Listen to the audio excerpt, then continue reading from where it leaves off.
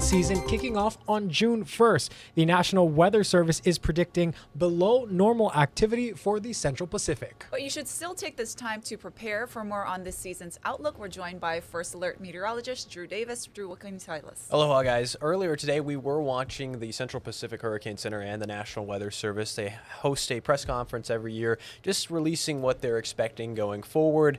Here's what some of the emergency managers and forecasters had to say. While Hurricane Dora did not directly hit Hawaii, it reminds us that it only takes one storm to change your life, your family, and your community. And whereas before this year's hurricane season begins, the state of Hawaii encourages everyone to be aware of their vulnerabilities of hurricane hazards and develop an emergency plan and have 2 weeks ready of emergency supplies to ensure the safety of ourselves and our loved ones. It's important to prepare for that threat this season and not wait for a season where we expect it to be more active. Any action that you take now, however small, helps the community to be more resilient in the event of a storm impacting the community. And I think that message is absolutely incredibly important to remember. All it takes is one storm, even though the National Weather Service and the Central Pacific Hurricane Center are forecasting a below average season. All it takes is one storm to make it a bad hurricane season. So let's take a look at some of the numbers. I want to give you a quick look at the actual forecast. So we have the numbers for 2024. This is the Central Pacific Hurricane Basin. This doesn't include the storms from the Eastern Pacific. They are forecasting between 1 and 4 storms, and the average is around 4 to 5. La Nina is coming back. We're in neutral conditions right now. We're expecting La Nina conditions to actually inhibit further hurricane development, but we still see storms develop even when we have cooler waters around the equator.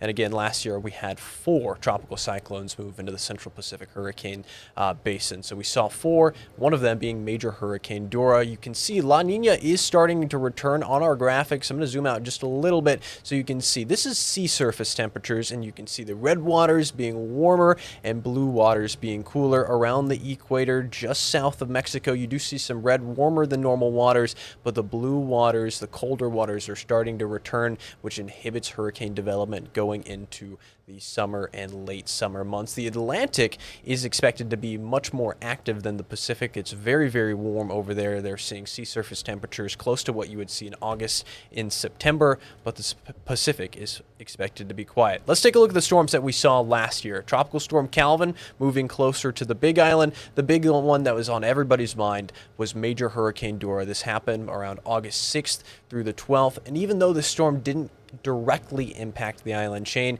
it's still contributed to the weather pattern that we had that led to the Maui wildfires. Strong winds because of the low pressure system to the south of the island chain. We also had Tropical Storm Greg, a similar path to Dora, but much weaker in intensity, and then a Tropical Depression 12E at the end of the season around September 16th through the 18th. And so we're taking a look at the number of the tropical cyclones that we see per year, kind of giving you an idea between active El Nino years and quiet La Nina years. In 2015 and 2016, you can see it was a very active El Nino year in the Central Pacific. 16 tropical cyclones in our basin in 2015, 7 in 2016. But if you look down the line towards 21 and 22, it was a quiet La Nina year. In 2020, we saw 2 storms, and that was the year that we had Hurricane Douglas move very close to the island chain. This is why I want to show you this, because even though we're entering a La Nina year, 2020 was a quiet La Nina year, and look at that path. That's the path of Category 4 Hurricane Douglas moving close to the island chain, and this was 2020. It was near miss, caused some rainfall on the islands, but still, even if we have La Nina conditions, you need to be prepared going forward, because one storm moving close to the island chain, moving south of the island chain, causing strong winds is enough to cause irreparable damage in some areas. So we really need to be prepared going forward. Here's a quick look at some of the names that we've got in the Central Pacific. We're going to start with Hone. That's the name of the first storm that'll form in the Central Pacific Hurricane Basin, and then we'll go down the list from there. And then the Eastern Pacific, you can see these names as well. We'll start with Aletta and then go to Bud, Carlotta, and Daniel. One more time, I want to repeat, 1 to 4 storms are expected going forward this year. La Nina inhibits the development of tropical cyclones, but again, all it takes is one. We're going to be tracking the systems over the next several months. The First Alert Weather Team has you covered, and we're going to be releasing a hurricane special coming up on June 4th, just a couple days after the beginning of hurricane season. Oh, got it. Drew Davis of our First Alert Weather Team. Thank you so much, Drew, for a look at that.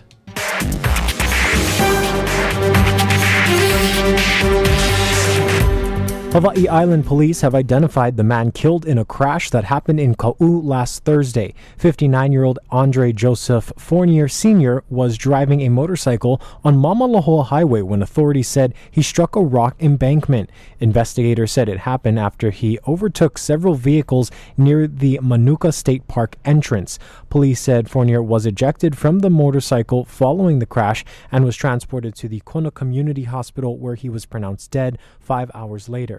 Anyone with information on this incident is asked to call Crime Stoppers. Their number 961-8300. This marks Hawaii Island's 18th traffic fatality compared to 8 the same time last year. Meanwhile, bail has been confirmed at $1 million for the man suspected of shooting at his girlfriend near Baby Makapu'u. Newly released court documents reveal that the victim, says Paul Hodges, also strangled her last Thursday before she managed to get in her Jeep and speed off. She told police he then opened fire, shattering both the driver's side and rear windows.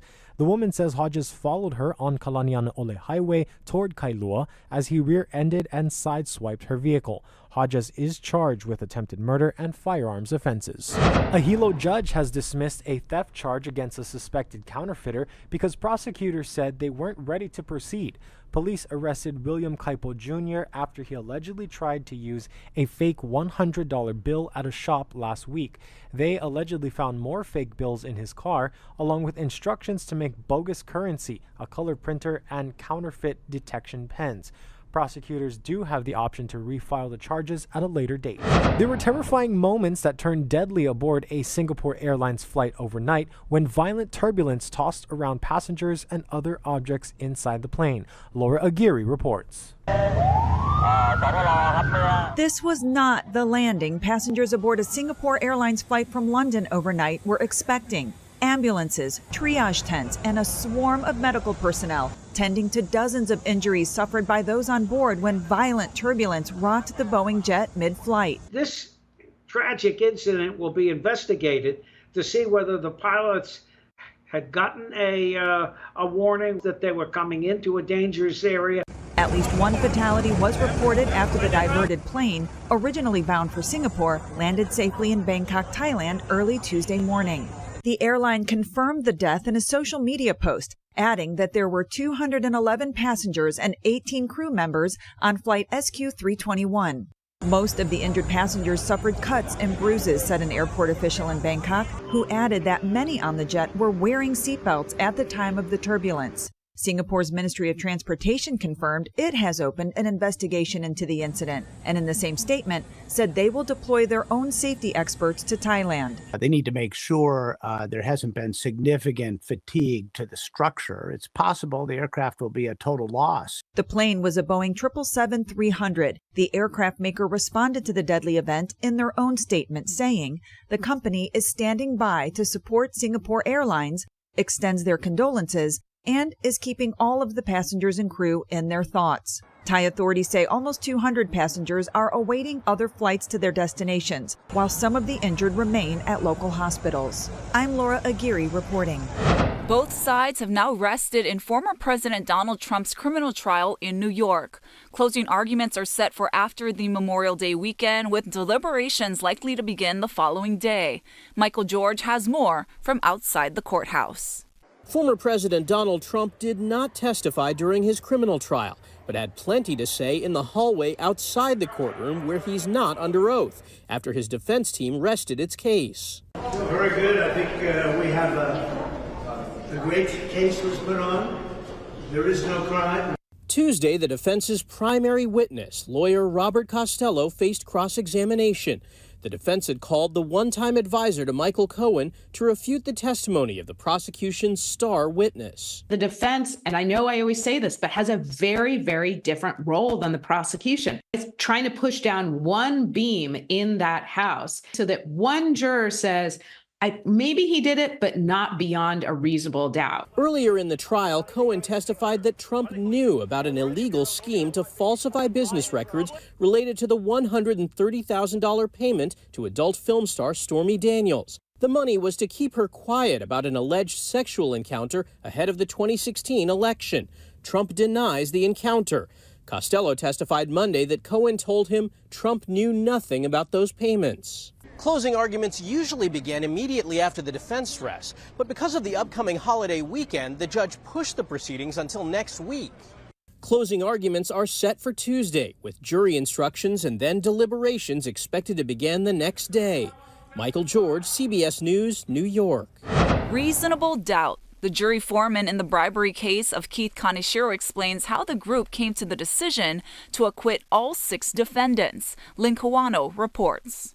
Most of the jurors thought some of the defendants were guilty of one or more crimes, but said there was enough reasonable doubt they couldn't convict any of them. With the evidence that was provided, it was really hard.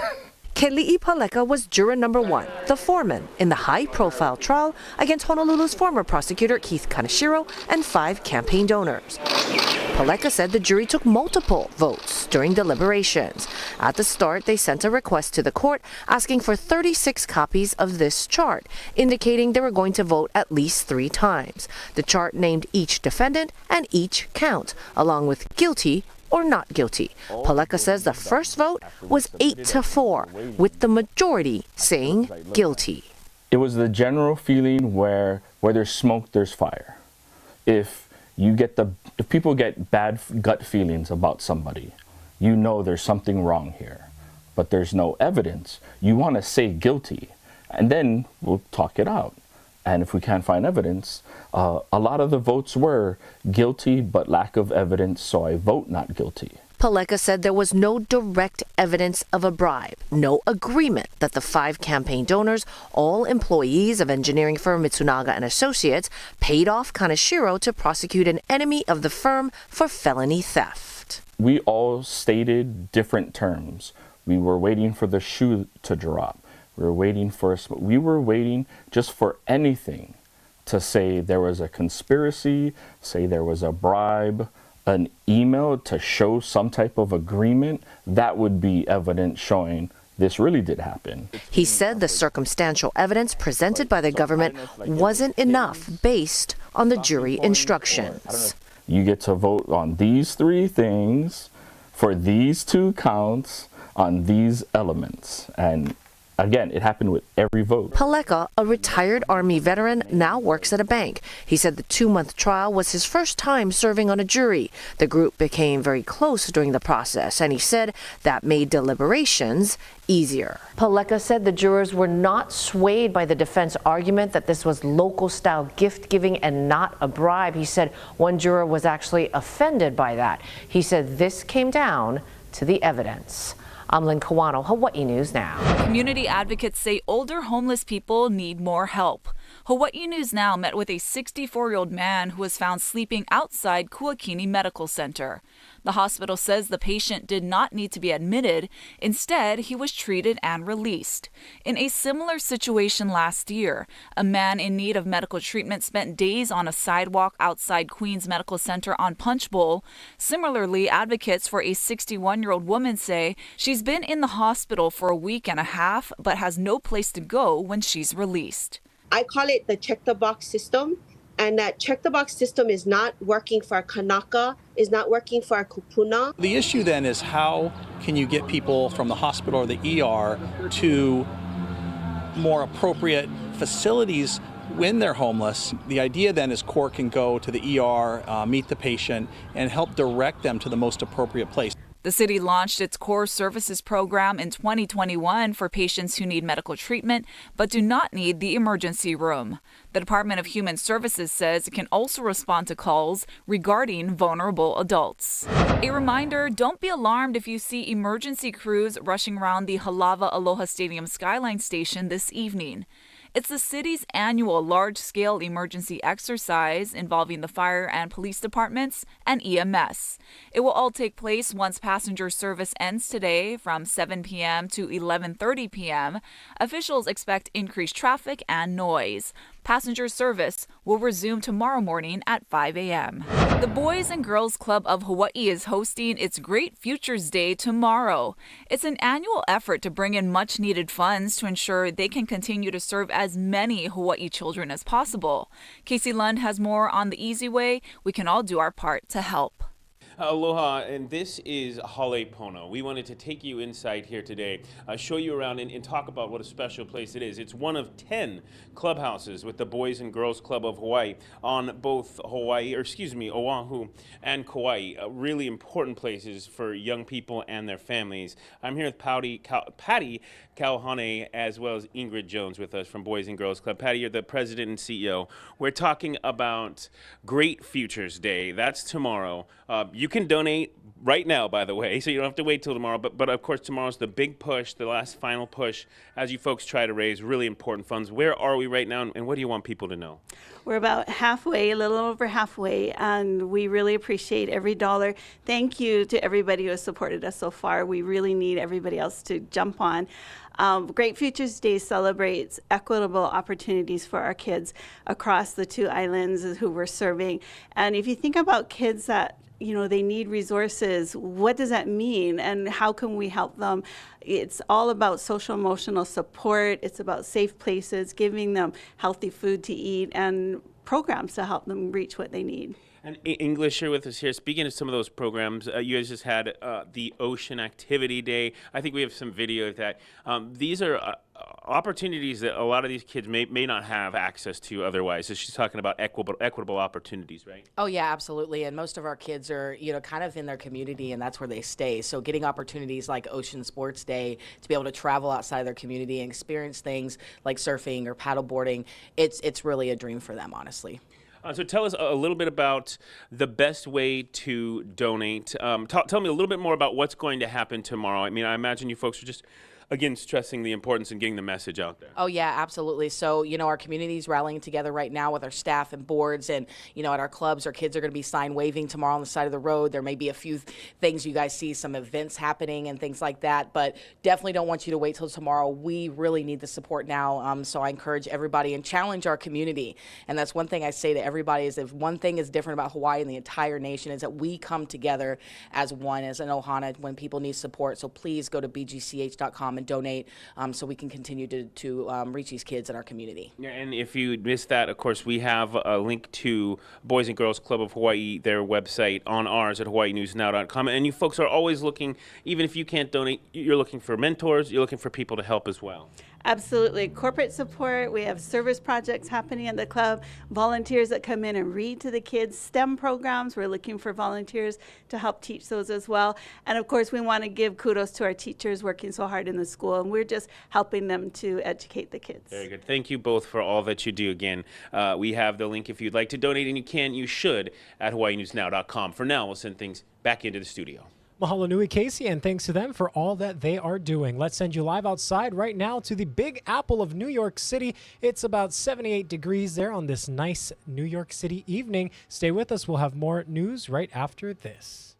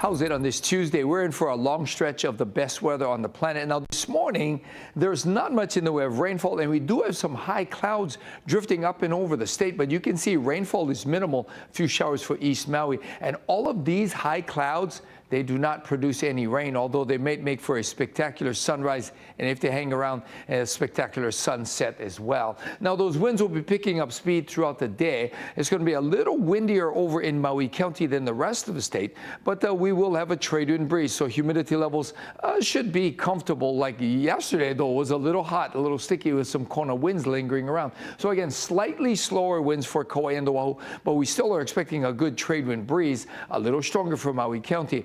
We still got lots of leeward sunshine expected today, and there will be some windward and Mauka showers from time to time, but rainfall totals will be very meager. And surf's on the way down. Best wave still rolling into the south shore. The high surf advisory has been dropped. There are no significant swells coming in anytime soon, although the trade wind swell will likely pick up over the next couple of days.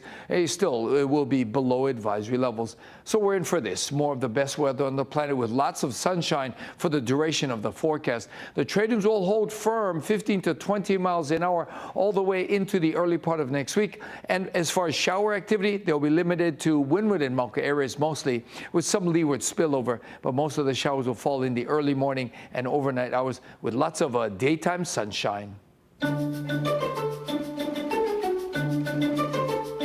Some companies are responding to the shortage of massively popular weight loss drugs like Ozempic and Wegovy. One online pharmacy says it will offer its own version at a huge discount, even without FDA approval. Nancy Chen has more on the possible risks.